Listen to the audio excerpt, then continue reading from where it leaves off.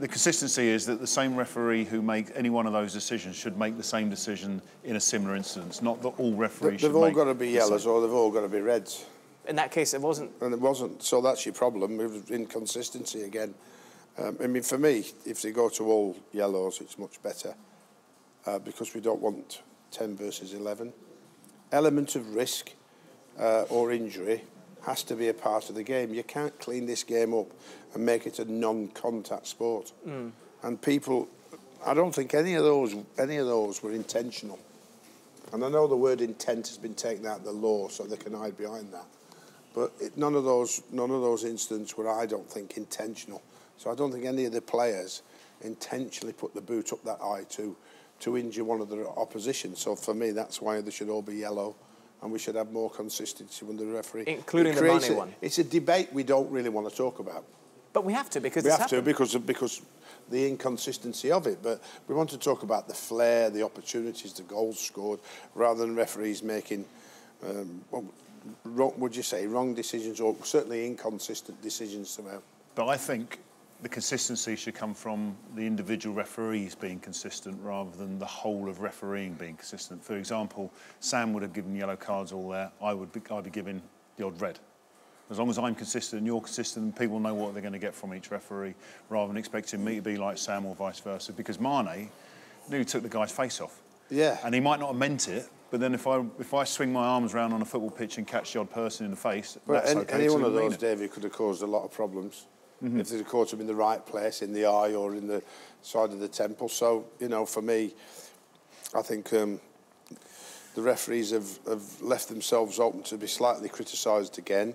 And then, of course, you get the old referees coming on, making sure that they stick up for the referee and say that those decisions are right, when sometimes they don't come on the television and say, no, he was absolutely wrong by doing what he did. We've had one here with David Luiz. Yeah. Yes. You know, David Luiz's tackle, some people would argue that all he was doing was going in for a hard challenge.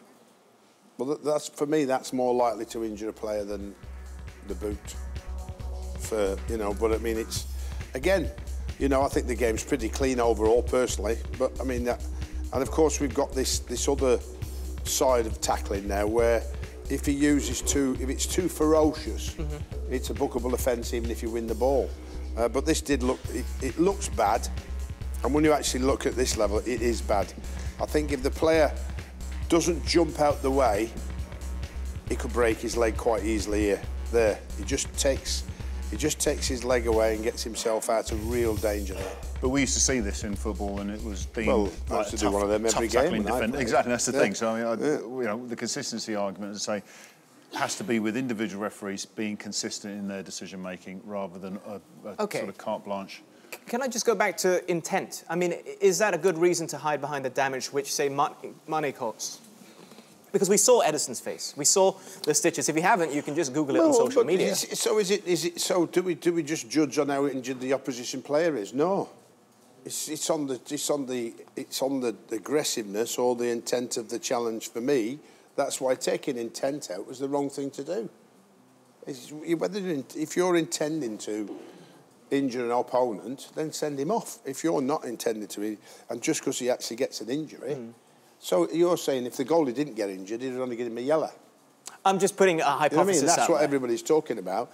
Whereas Mawson at Swansea got him out of jail.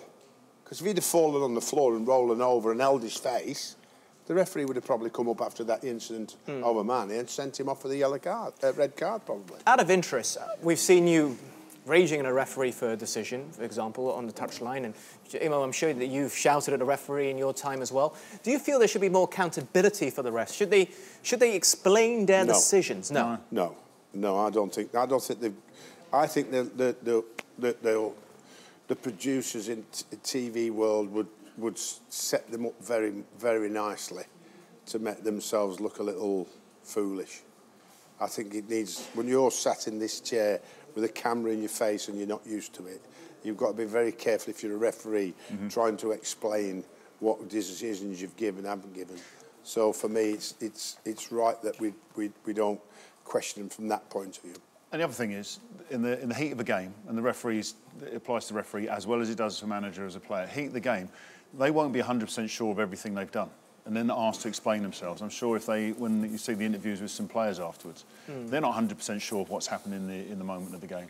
And therefore, as Sam says, they'll be set up because the TV crews will have 1,000,001 replays to be able to set that up.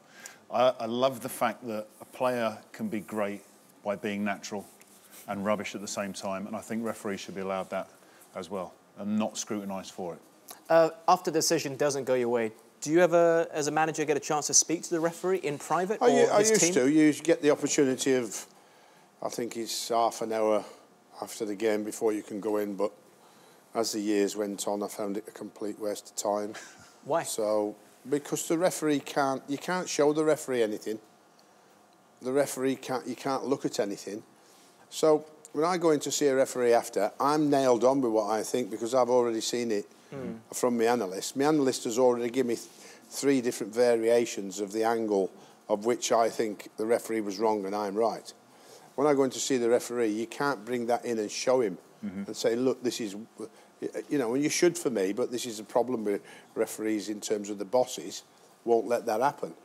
And I think we'd all be much better off because when we go and have a discussion with the referee, you can actually hopefully stand there and say, look, I made a split-second decision. I was wrong. You were right. You know, I'm sorry. Like I mean, and then at least you move on. Now, it's pointless going in because you go in and you say this and this, and they go, yeah, okay, I'll have a look at it and say, well, any chance of you coming back to me and telling me what any bit of feedback? I'd like it. You know, I think that those 3 decisions you could have done better for us. You never hear a word after that. Yeah. So it's the thing is for the referees, they're on the front line of the criticism. But it's behind the scenes where the problem lies. So how would you fix it? One FIFA and UEFA changed the rules, who are not football people and not for the benefit of the referee more than the players.